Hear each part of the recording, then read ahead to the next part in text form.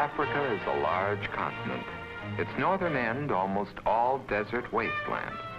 But in the northeastern corner of Africa, on the only land route between that continent and Asia, there is a nation almost as old as history, Egypt. A thin ribbon of water is the source of life for 20 million people clustered along the banks of one of the most important rivers in the world, the Nile. It begins in the fertile area of Central Africa and Ethiopia and flows with ever-increasing strength and vigor through the high plateau of the Sudan.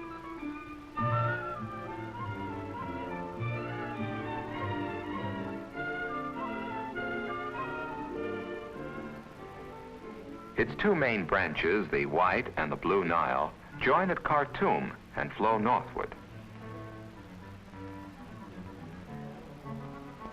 After passing a series of cataracts, the Nile reaches Egypt and the temple at Abu Simbel.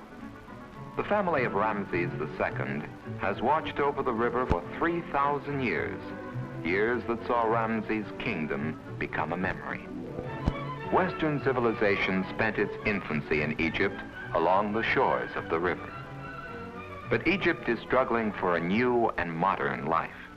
Here at Aswan, the Nile, Egypt's only reliable source of water, is trapped in a reservoir 100 miles long.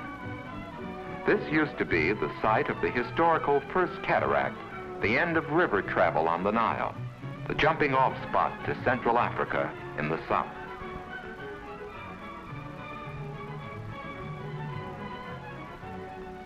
Here, like nearly everywhere else in Egypt, the people live close to the waters of the Nile. They are Nubian peasants, accustomed by tradition to lifelong tools are old.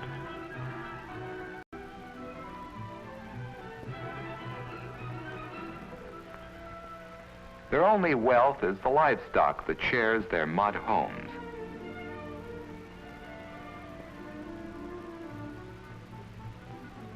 Their other belongings are few and simple.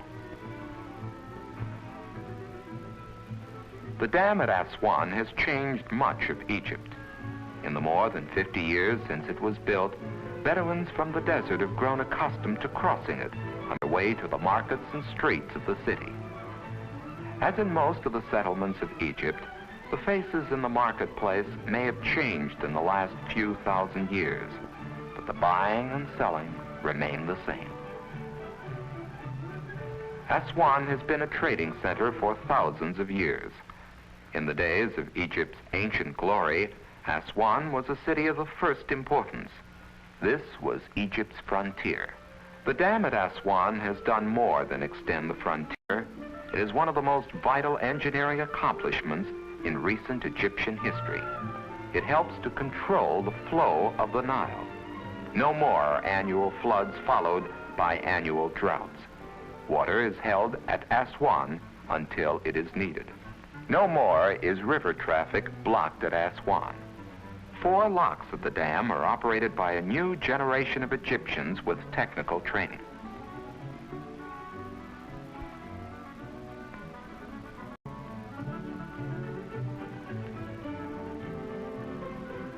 Along the broad course of the river, most of the goods of Egypt move on their way to markets.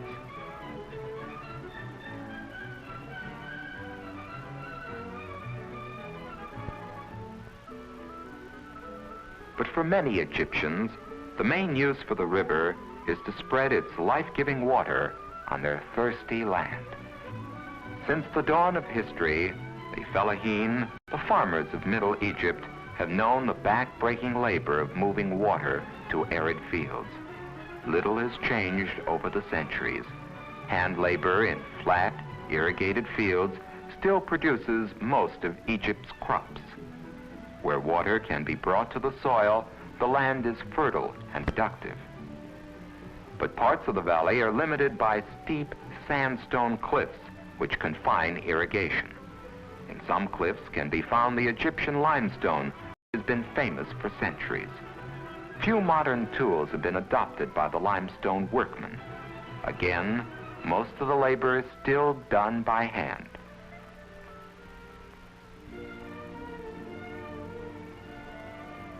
Limestone, like most other products of Egypt, is carried to its destination by water, then moved ashore on a man's back.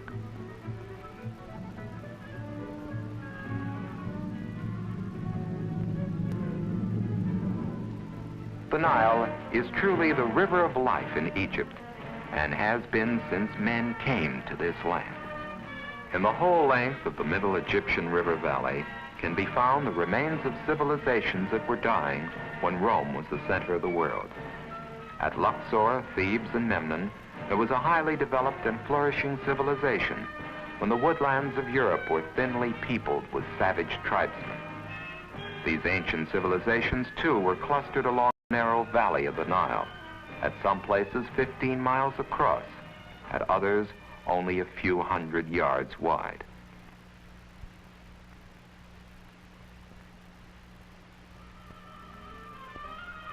Where the waters of the Nile cannot reach the earth, Egypt is a barren, trackless desert. Only a small percentage of Egypt's growing population lives away from the banks of the Nile, for rain is scanty on the desert, and oases with reliable water supplies are widely scattered. There are no year-round tributaries to the Nile below Aswan. Most of Egypt's water must come from the river. Where the river flows, there's a green and fertile belt, where dates, oranges, lemons, pomegranates, grapes, melons, onions, cotton, corn, wheat, and millet grow. Typical of the cities of Middle Egypt is Asyut, 320 miles north of Aswan. It is a market town set near the river. You might think, to look at it closely, that you had somewhere lost a few centuries and were living in the past.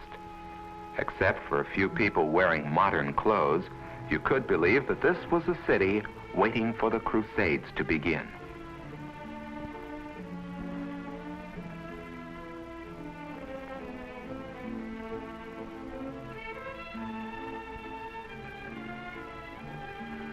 But there is a new spirit in Asyut these days, which is expressed in electric power lines, broad avenues, and new buildings.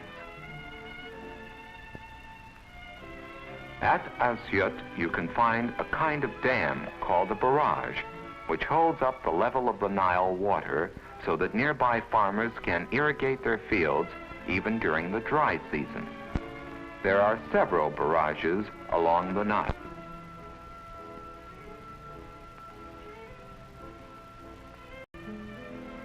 Here, the valley is broad and fertile. Every tiny bit of land is used. Every precious drop of water carefully taken to the thirsty roots.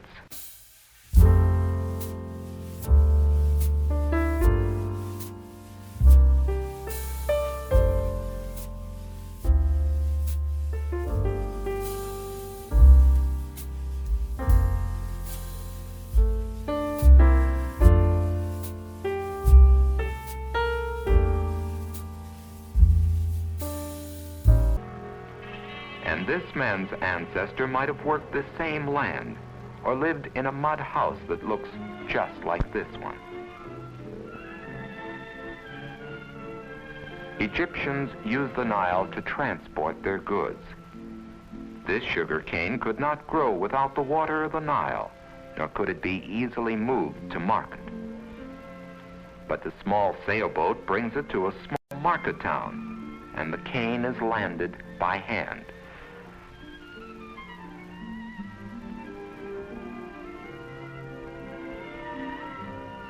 Even the leaves are stripped from the stalk by hand.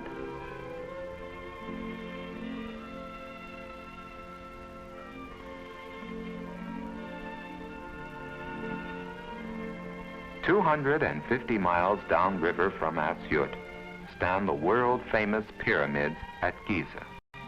Built as monumental tombs for Egyptian pharaohs, they have survived 50 centuries of weather and 200 generations of men.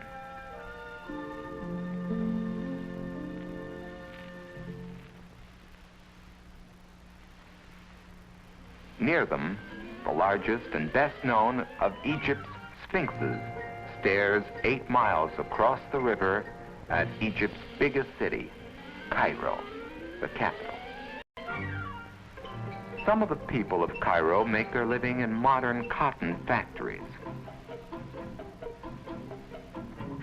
Travelers come from all over the world to Cairo, for Cairo is a modern city, a city of skyscrapers, a city of hurried activity, as cosmopolitan as any capital in the world, a city on the route from Africa to the Middle East, from Europe to Asia, a city of wealth in a land of poverty.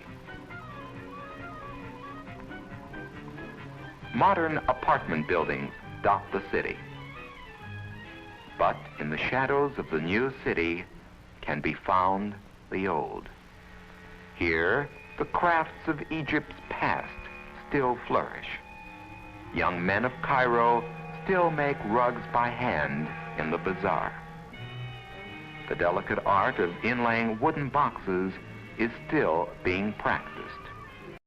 The work is painstaking and beautiful. From the bazaar, intricate silverwork might find its way to one of Cairo's many Christian churches. Or it might show up in a synagogue. But probably, if the silverwork were to be used in a place of worship at all, it would end up in a Mohammedan mosque, for most Egyptians are Muslim. Cairo is an important center of learning. El Azhar, the Mohammedan university, attracts students from all over the Muslim world. Cairo is a city of many peoples.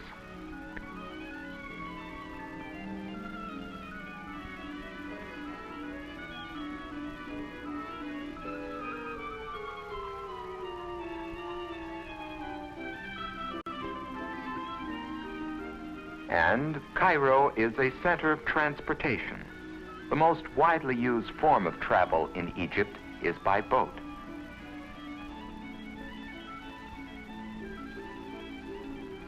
A railroad runs from Aswan to the sea, but most Egyptians are too poor to use it. Cairo has been called the diamond in the handle of the fan of Egypt. It's easy to see why when one leaves the city by air. For near Cairo, the Nile splits into several channels, forming a fan-shaped delta interlaced by waterways. This is probably the most fertile land in the world, but most of it is overcrowded. Most of Egypt's annual production of millions of bushels of corn, wheat, and rice comes from the delta land. Egypt grows 6% of the world's total annual cotton production. Egyptian long staple cotton, blooming here, has been valued for its soft and sturdy qualities by cloth makers all over the world. Sugarcane grows in the delta. In every field, peasants gain a hard-won living from the soil. Crops for export find their way to Alexandria, one of the most valuable seaports in the world, the key to the fruitfulness of the Nile Valley. Here, too, is a modern city built around its shipping business. 4,000 ships a year come and go from Alexandria.